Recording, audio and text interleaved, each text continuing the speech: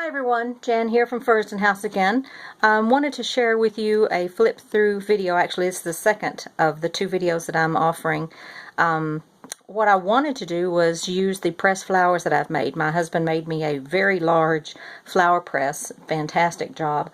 And as I mentioned in the other video, it holds acres and acres of flowers. But okay, that was a slight exaggeration. It only holds a half an acre.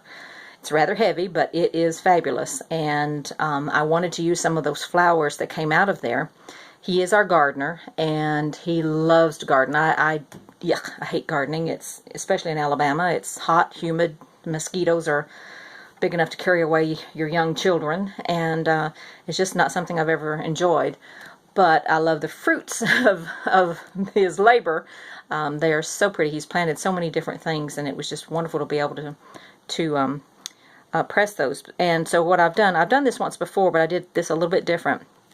I pressed them using Edith Holden pages, and I got my inspiration from Marcy of the Scribbled Word. She had done several that were just absolutely beautiful, and I'll put her link below so that you can go to her channel and see what she's done. And she was using Tim Holtz papers.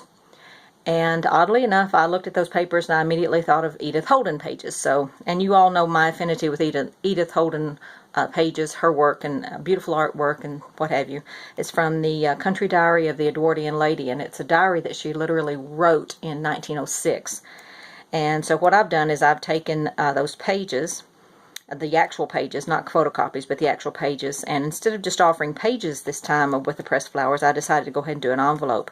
So I've already done the video on this one, so let's put this one aside and we'll go ahead and get started on this one.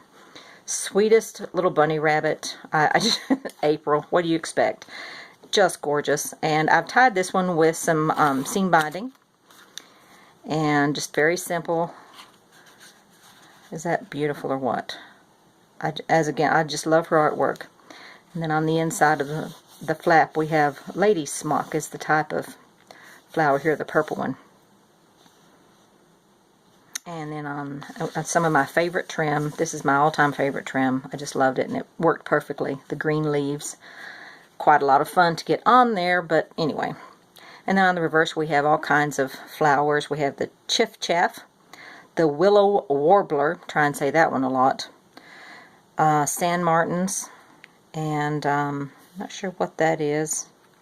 Looks like B-U-L-L-A-C-E. I'm not sure. Anyway, 3 of the vintage buttons on the reverse, as well as some fabric ribbon, sort of crocheted, machine crocheted, but still quite beautiful. And then you open this up, and the idea, of course, is you can use your journal pages inside your journal, but you've got this additional envelope that turned out really well. I was quite pleased with it. The trick was getting it long enough, so I had to come up with this flap thing. I just sat and studied it for a while, and finally it clicked. Let's put that aside, and then we'll go on to the pages.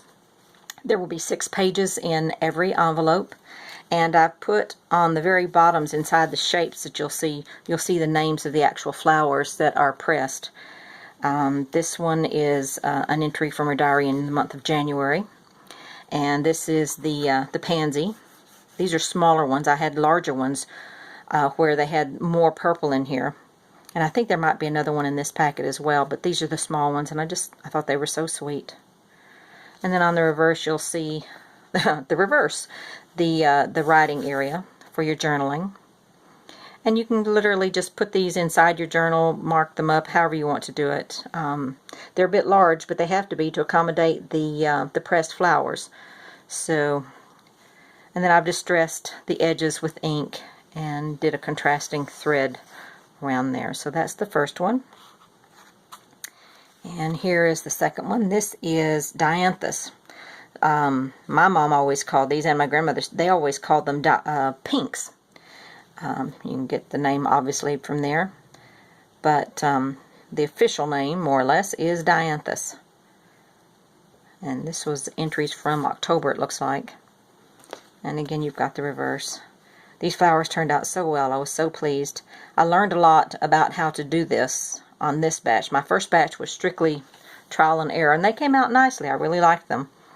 But these I've improved on, and I was just so pleased with them. here we have the pansy that has gotten larger. You can see it's the same, all in the same pot, but these are older ones and these are younger ones. And then again we have a number of gnats dancing in the bright sunshine. Sounds a little bit like here. And then there's the reverse.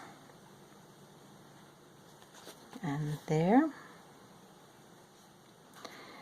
And here, this one turned out really well. This is fuchsia. Beautiful pots of fuchsia in our front porch that are in hanging pots, and they're just gorgeous. And these drop down, and it's just beautiful. So we try and put those out every year. My husband and his supervisor, that would be me.